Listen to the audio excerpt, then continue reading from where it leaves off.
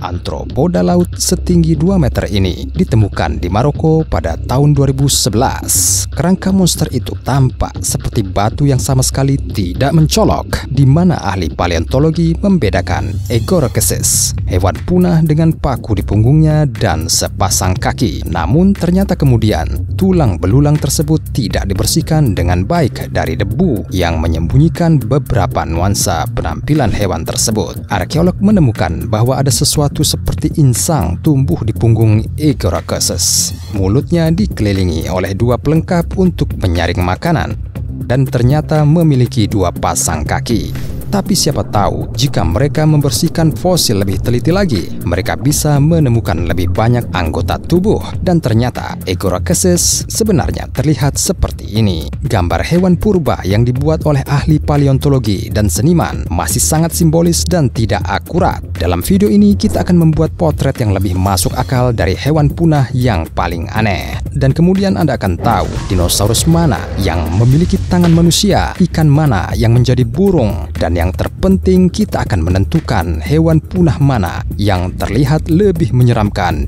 dari yang kita duga. Tapi ngomong-ngomong, salah satu hewan di video ini saya yang ngarang. Coba dong tebak yang mana?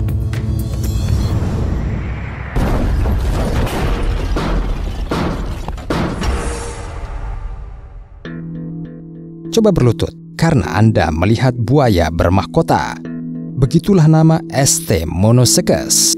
Pemilik tengkorak ini diterjemahkan dari bahasa Yunani kuno, tapi untuk beberapa alasan seniman menggambarkannya sebagai seekor kuda Nil pembunuh dengan tanduk dan taring. Berdasarkan uraiannya oleh ahli paleontologi, St. Monosuchus lebih mirip sapi modern, kecuali kakinya yang lebih pendek, ekor buaya, tanduk aneh di kepala dan pipinya, cakar-cakar, dan mulut penuh gigi tajam.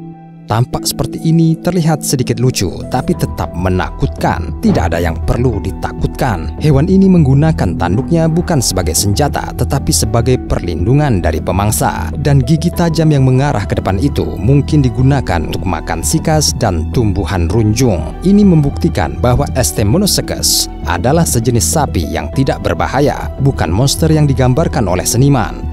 Selain itu, para ilmuwan percaya bahwa selama evolusi, St. Monosuchus juga memperoleh bulu. Ini seperti boneka binatang. Apa yang tidak bisa dikatakan tentang hewan punah yang terlihat jauh lebih menakutkan dalam kenyataan daripada dalam ilustrasi? Jika Anda menderita thalassofobia, takut berenang karena sesuatu dapat mencengkram kaki Anda, saya peringatkan Anda, jangan takut pada makhluk berikutnya. Lagi pula, ini sudah punah kok. Siap? Ini Notosaurus. Ia terlihat seperti kadal biasa.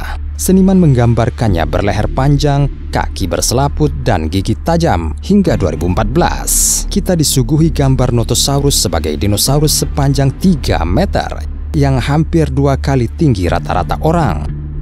Namun belakangan ahli paleontologi menemukan makhluk yang sama di Cina, tetapi spesimen itu telah mencapai 7 meter. Notosaurus adalah salah satu hewan pertama yang dapat hidup di laut dan muncul di darat pada saat yang bersamaan. Bagaimana cara melakukannya? Berkat lubang hidung yang harus ditambahkan ke gambarnya. Seperti itulah rupa Notosaurus. Untung sudah punah, karena monster seperti itu pasti akan mencium Anda 1 kilometer jauhnya dari pantai. Tapi Anda mungkin akan menyukai monster berikutnya. Kerangka ini ditemukan di Samudra Hindia dekat Pulau Mauritius. Ini milik anggota ordo ikan purba, Lumilipadacoccus, yang hidup 250 juta tahun yang lalu.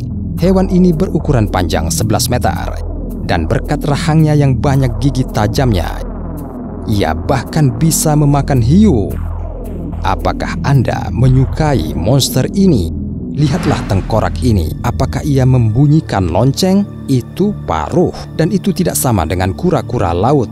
Itu seperti paruh milik burung dodo yang sangat dicintai, yang hidup di wilayah yang sama. Ilmuwan berpendapat bahwa dodo dan Lumilipadacoccus memiliki nenek moyang yang sama, hanya saja sebagian spesiesnya tetap berada di air dan sebagian lagi pindah ke daratan kering, tempat ia berevolusi. Tapi kenapa digambarkan tanpa sayap?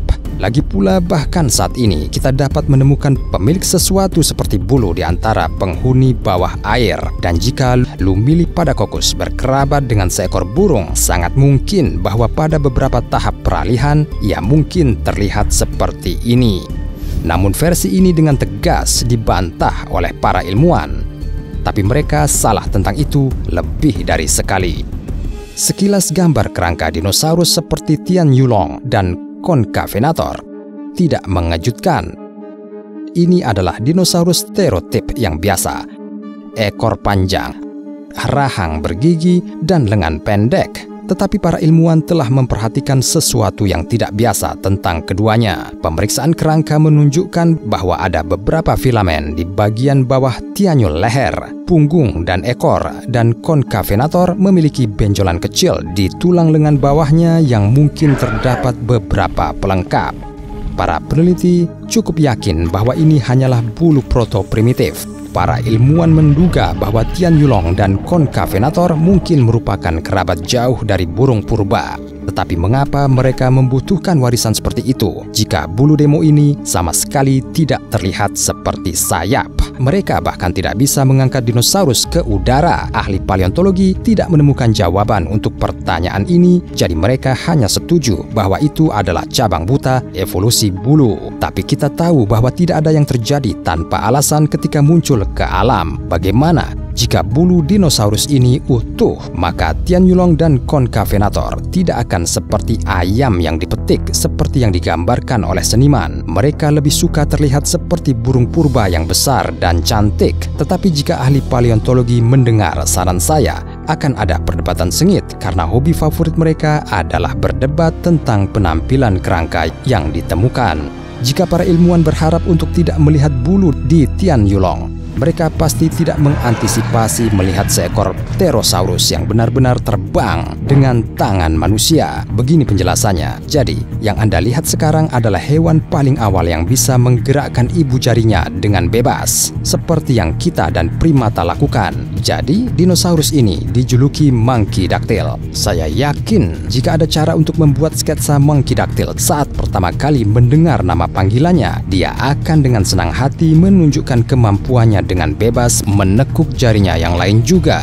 Bagaimanapun banyak ilmuwan percaya bahwa fosil tangan Monkeydattyl mungkin saja awet sendiri dengan serampangan atau jari dinosaurus mungkin patah. Ahli paleontologi berdebat lebih banyak lagi tentang Gorgonops, genus Therapsid bertaring tajam yang telah punah. Pertama, para ilmuwan dibingungkan oleh fakta bahwa hewan tersebut terlihat seperti mamalia tetapi otaknya mirip dengan reptil modern. Dan kedua, sebagian besar ahli paleontologi percaya Gorgonops adalah hewan yang sepenuhnya terestrial dan berjalan dengan gaya berjalan semi tegak yang percaya diri. Tetapi bagaimana jika kita meremehkan hewan yang punah itu lagi dan gaya berjalannya bahkan lebih percaya diri dan tegak? Maka itu pasti akan terlihat seperti ini. Atau bukan seperti ini? Apakah ini lebay? Kalau iya, coba bantah. Saya yakin hanya ada satu hal di pikiran Anda saat ini. Makhluk-makhluk ini sangat aneh sehingga sulit dipercaya bahwa mereka benar-benar ada. Tetapi sebenarnya hanya satu dari mereka yang merupakan isapan jempol imajinasi saya. Bisakah Anda menebak yang mana? Saya tunggu jawaban Anda di komentar.